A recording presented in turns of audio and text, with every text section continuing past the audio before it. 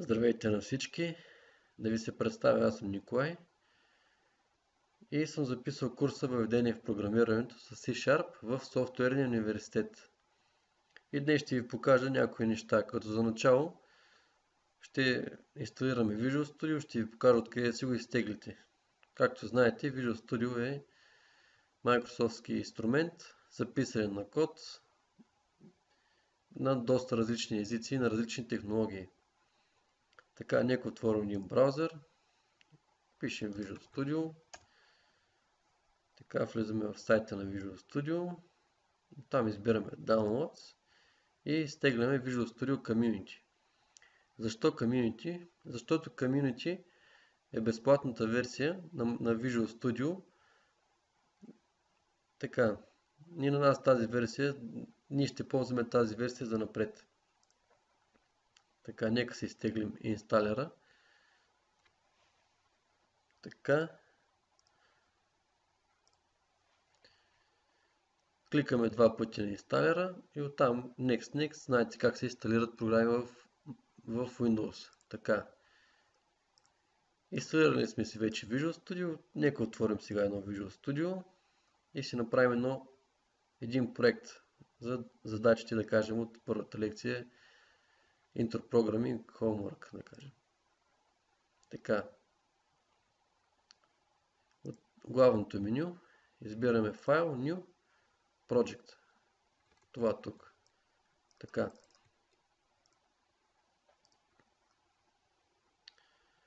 И тук в тази търсачка, в дясно, тук пишем какво ни трябва.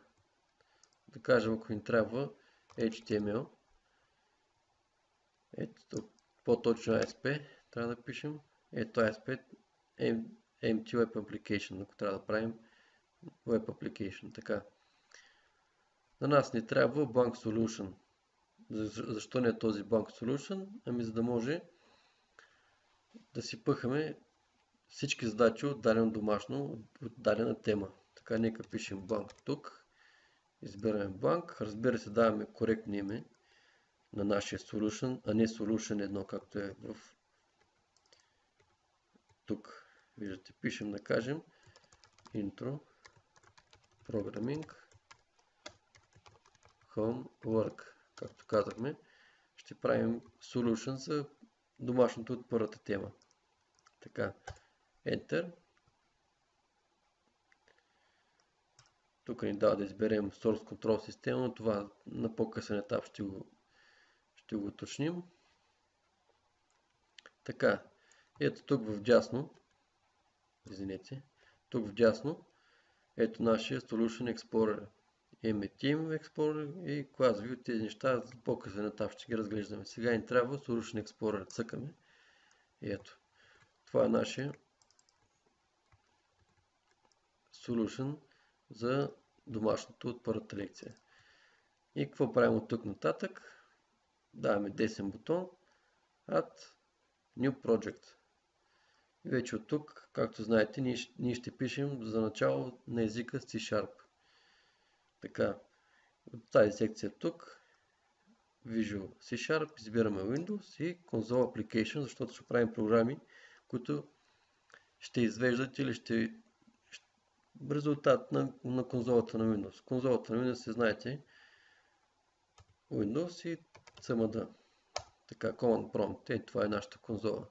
Ще пишем програмки, които ще извеждат тук някакъв резултат или ще вземат някакъв ход от тук. Така. Нека да дадем смислено име на нашата първа програма, да кажем Hello C#. Така.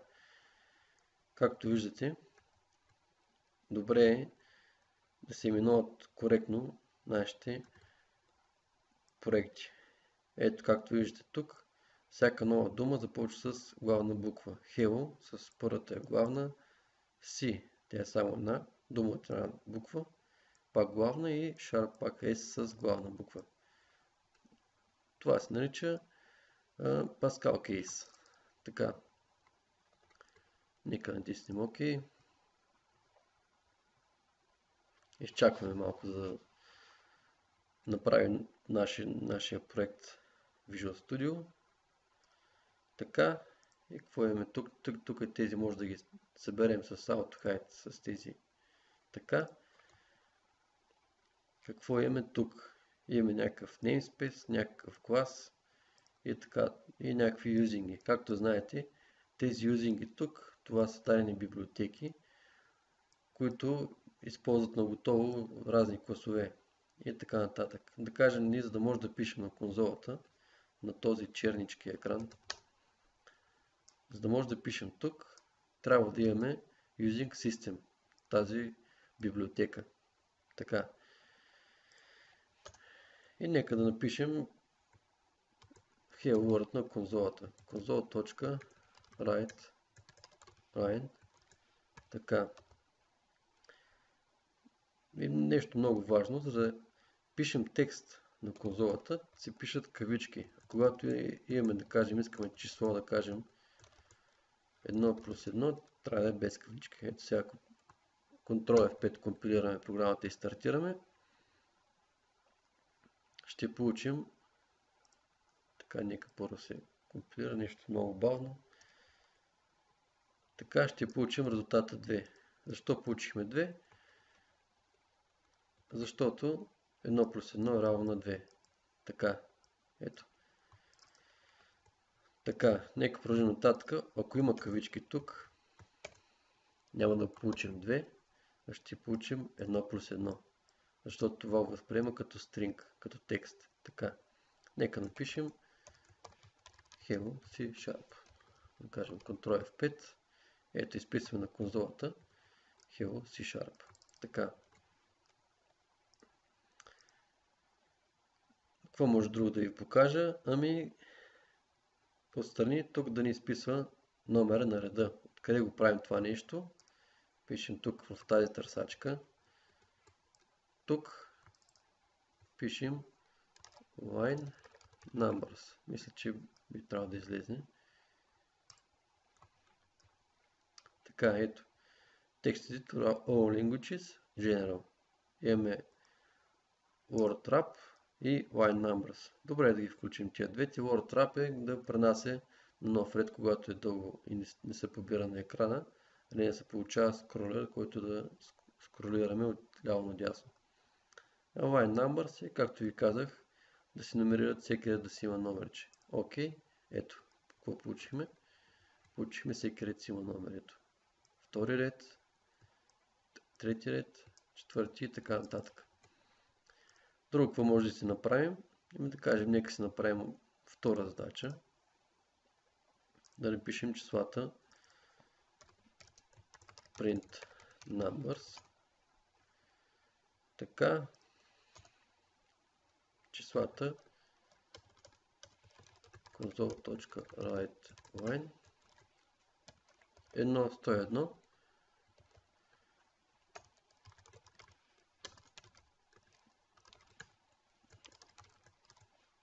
и 1001.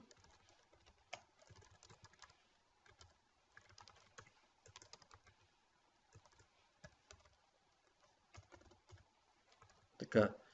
Оп, какво получихме тук? Ctrl F5, както виждате, не се изпълнява програмата, която искаме.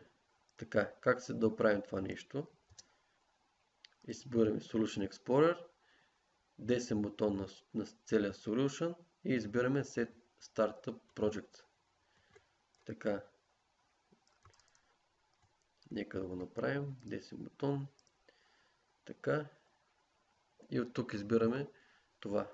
Current Selection. Какво означава това нещо? Ами, че всеки проект, който сме цъкнали, който е, нали, пишем програмата в този проект, той ще е активен. Така. Apply OK. Ето сега. Ctrl F5. Стартира се това, което трябва. Ето, извеждаме 100, 101 и 1001. Забравял съм една грешка, която почти всеки начинаещ ще прави. Слага кавички тук и тук и тук и си мисли, че принтира числата 1, 101 и 1001. Но конзолата е същото, но това е текст или string. Трябва да са без кавички. Ето така. тогава се възприема като число, защото е сега 1001. Ако искаме да го умножим по 2, да кажем, и ще получим 2002. Ето тук. Така. Друго, какво мога да ви покажа? Показах ги нов проект в Visual Studio. Как да настроим дефолтните, да не е текущия проект. Така. От тук, по-точно така, Tools, Options, тук това меню Project and Solutions, избираме това нещо тук, Build and Run, това Build and Run, и от тук избираме ето това нещо. For new solutions, use the currently selected project as the startup project. Ето. Слагаме отметка, OK. И сега, примерно, ако направим нов solution, правим нов solution, box solution, да кажа example,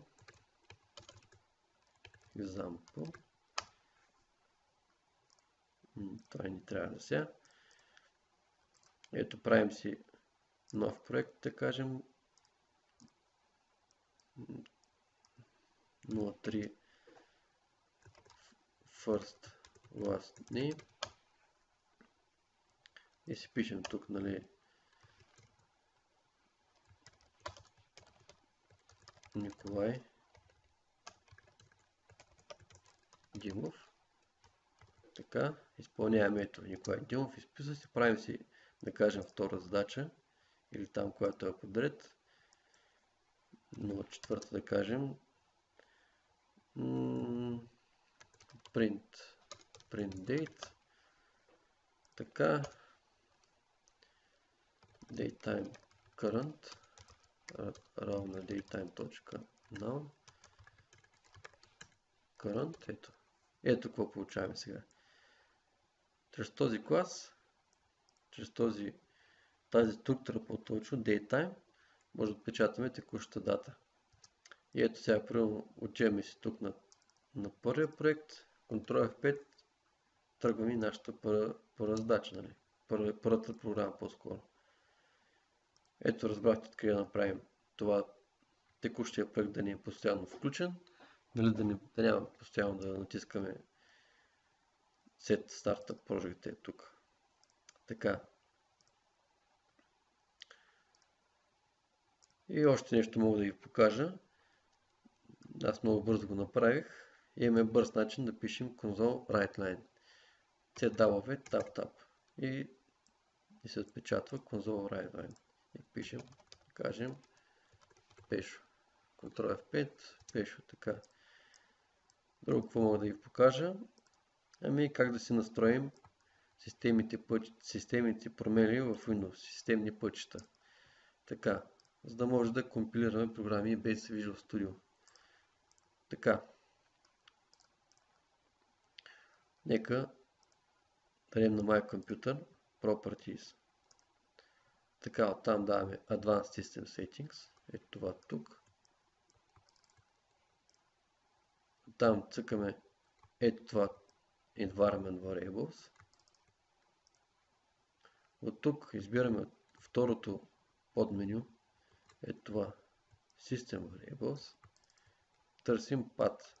Ето го Path и даваме Edit. Така. И от тук с точка и запетая разграничаваме различни системни пътища. Сега, как да намерим системния път на .NET Framework в Windows? Така, нека отворим My Computer, Windows, C, Windows, Microsoft.NET, ето Framework 64, версия 4.0, ето тук ни се намира нашия компилатор. Ето CSC. Ето, това е нашия компилатор, с който превръщаме нашия код, който пишем тук, в дадена програма за компютъра, която да изпълнява. Така, нека копираме това нещо тук и го поставяме с Ctrl V в системите променливи. Окей, окей, окей. Така, и какво може да направим? Отваряме си Notepad++, разбира се, и нека напишем една програмка. Така, нека първо да сетнем тук language C# using system. Така, имаме клас example, да кажем, static void main, така, и да пишем console write line, кажем hello, this is me, или по-скоро it's me, it's me. Така, Ctrl S сейфваме, да кажем на десктопа, example да окръстим, така. И вече имаме кода на нашата програма. Сега как да го компилираме? Ами последния начин. Даваме десен бутон тук, извинете, тук върху, така, даваме десен бутон, Open Containing Folder in CMD. Така, нека го направим. Така, отворим си консолата. И сега тук пишем, за да компилираме нашата програма, пишем CSC example tab и дописваме ето. Това е името на нашата програма. Ето това тук. А чрез CSC компилираме нашата програма. Така, нека компилираме Enter. Ето. И се карани, че имаме Microsoft Visual C# Compiler, версия 4.6 и така нататък. И ето на десктопа видяхте, получихме един файл с име example.exe, което означава, че това е програма, която може да се изпълни в Windows. Така, как ще изпълним? Нека напишем example tab. Това е програмата, кода на нашата програма. Още един път tab, ето exe. Enter. И ето на конзолата изписахме Hello, it's me. Съдържанието на нашата програма. Надявам се да сте бил и полезен и за напред ще правим доста такива видеа и така. Благодаря ви. До скоро.